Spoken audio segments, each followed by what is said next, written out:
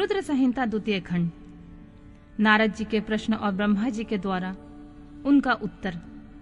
सदाशिव से त्रिदेवों की उत्पत्ति तथा ब्रह्मा जी से देवता आदि की सृष्टि के पश्चात एक नारी और एक पुरुष का प्राकट्य। नारद जी बोले, महाभाग, महाप्रभु, विधाता, आपके मुखारविंद से मंगल कारिणी शंभु कथा सुनते सुनते मेरा जी नहीं भर रहा है। अतः भगवान शिव का सारा चरित्र मुझसे कहिए। संपूर्ण विश्व की सृष्टि करने वाले महादेव, मैं सती की कीर्ति से युक्त शिव का दिव्य चरित्र सुनना चाहता हूँ।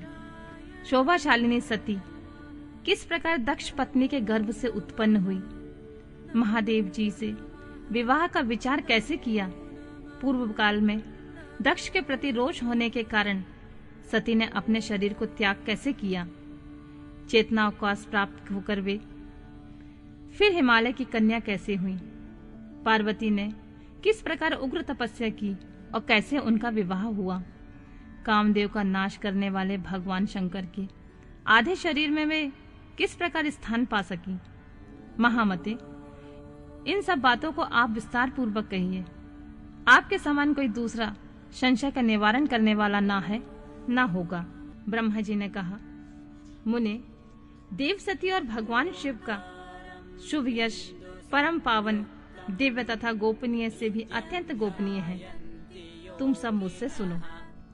पूर्व काल में भगवान शिव निर्गुण, निर्विकल्प, निराकार, शक्ति रहित, सत और असत से विलक्षण स्वरूप से प्रतिष्ठित थे। फिर वे ही प्रभु सगुण और शक्तिमान होकर विशिष्ट रूप धारण करके स्थित हुए। उनके साथ भगवती उमा विराजमान थीं।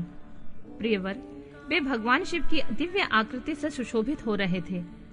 उनके मन में कोई विकार नहीं था। वे अपने परातत्व स्वरूप में प्रतिष्ठित थे।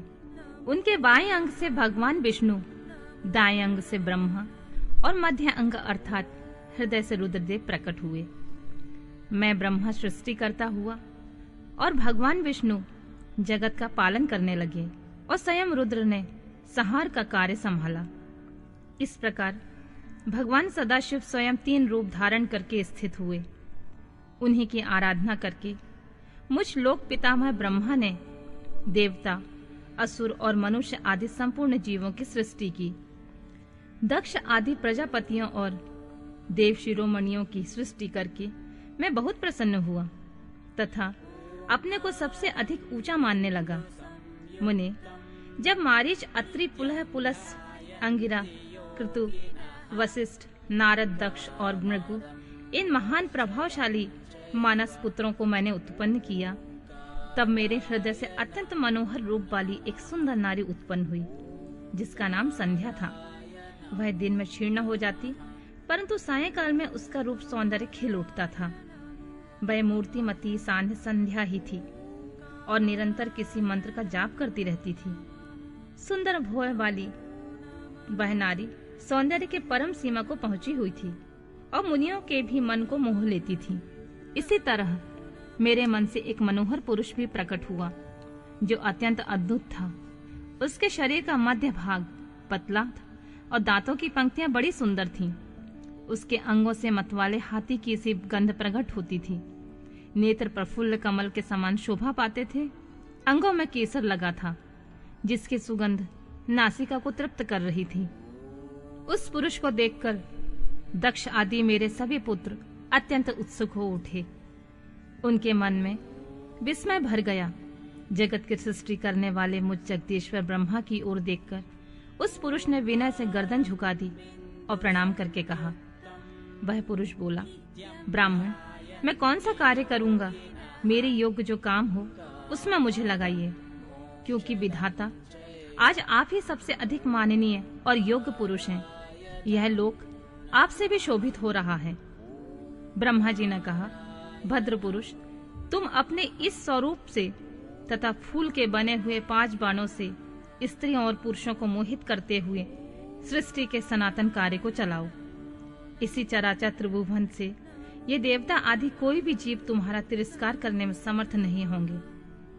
तुम छिपे रूप में प्राणियों के हृदय में प्रवेश करके सदा स्वयं उनके सुख का हेतु बनकर सृष्टि का सनातन कार्य चालू रखो।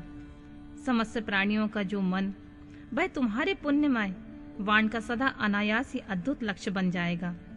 तुम निरंतर उन्हें वनमस्त किए रहोगे।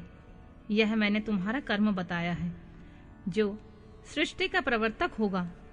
और तुम्हारे ठीक ठाक नाम क्या होंगे, इस बात को मेरे पुत्र बताएंगे। सुरश्रेष्ठ ऐसा कहकर अपने पुत्रों के मुख की ओर दृष्टिपात करके मैं क्षण भर के लिए अपने कमलमय आसन पर चुपचाप बैठ गया।